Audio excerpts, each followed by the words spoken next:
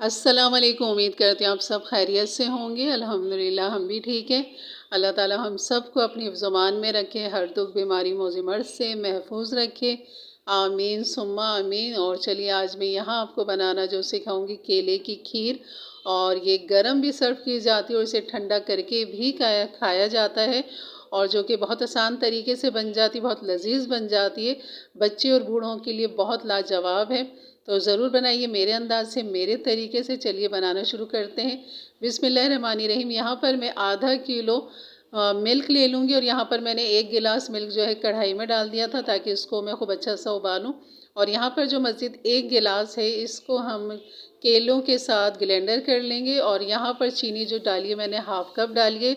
तो ये बिल्कुल ज़्यादा है मेरे लिए। और बहुत सारे ऐसे लोग हैं जो हल्का मीठा खाते हैं, लेकिन मिर्ज़ा बहुत तेज़ मीठा खाते हैं, तो उनके लिए तो ये लाजवाब था। और यकीन करें उन्होंने खाया तो वो यही कह रहे थे बेहतरीन मीठा रखा है, बेहतरीन मीठा रखा है। और बहुत खुश हो गए थे खा के, क्योंकि वो कहते हैं मीठा मीठा ना हो तो मज़ा नहीं आता। और यहाँ पर तकरीबन मैंने 4 केले ले लिए थे जिनको इस तरह मोटा मोटा तोड़ लिया था। और अब इसको हम जग के अंदर डालेंगे। और जग में डालने के बाद इसके अंदर जो 1 गिलास दूध है वो हम यहाँ पर डाल देंगे। केलों को और दूध को अच्छा सा ग्लेंडर कर लेंगे, पीस लेंगे, बारीक कर लेंगे इसे, ताकि जो केले के चंक्स है वो सारे पीस जाएं।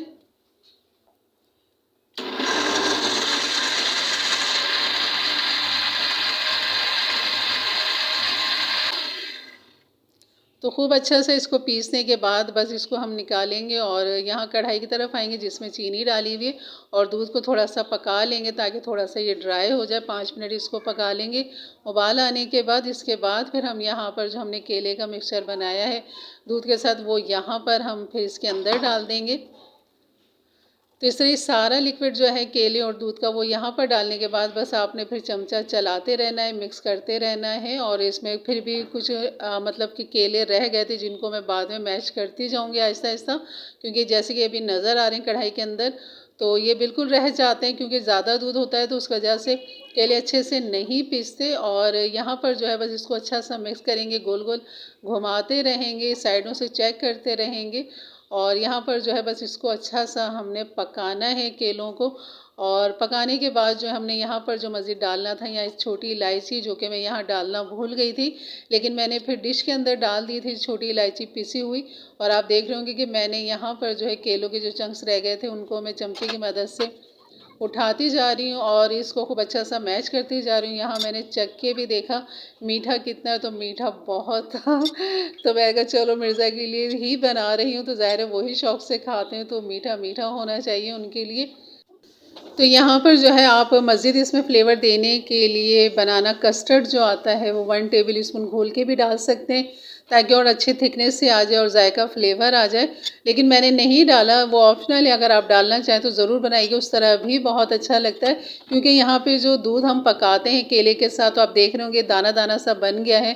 तो ये दूध जो है इसके अंदर फट जाता है और फटने के बाद ये एक खोए का काम करता है इसके अंदर।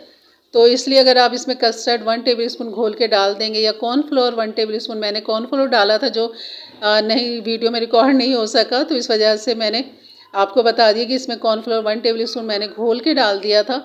और यहाँ पर ये बिल्कुल इसको ठंडा कर लेंगे। ठंडा करने के बाद फिर आप इसके ऊपर ये बादाम पिस्ते डालें और इसको रख दें फ्रिज में। चाहे तो इसे गर्मा गर्म भी सर्व कर सकते हैं, जैसे कि सर्दियों का मौसम है तो आपने सर्दियों में इसे गर्म ही पेश करना है। और अगर गर्मियां हैं तो फिर इसको आप ठंडा चिल करके देखें। और ये देखें अब मैं इसमें इलायची पाउडर डाल रही हूँ, क्योंकि मुझे अभी याद आया था। और ये केला मैंने बचा लिया था ताकि इसकी स्लाइस कटिंग करके यहाँ पर इसकी सजावट कर दी जाए, ताकि अगर देखें तो लगे कि बनाना खीर है ये। तो ज़रूर बनाइए मेरे अंदाज से, मेरे तरीके से। और आप कॉर्नफ्लोर की जगह यहाँ पर जो है बनाना कस्टर्ड डाल सकते हैं 1 टेबल स्पून घोल के, तो बहुत अच्छे सी थिकनेस भी आ जाएगी और जायका भी आ जाएगा। तो ये थी हमारी आज की रेसिपी। यकीनन अच्छी लगी होगी तो लाइक कर दीजिएगा, और मेरे चैनल पे नए हैं तो ज़रूर सब्सक्राइब करके जाइएगा और लाइक करके जाइएगा एक अच्छे से कमेंट्स के साथ। तो चलिए मिलते हैं फिर एक अच्छी वीडियो के साथ, तब तक के लिए इजाज़त दें। अपना बहुत सारा ख्याल रखें, दुआओं में याद रखें।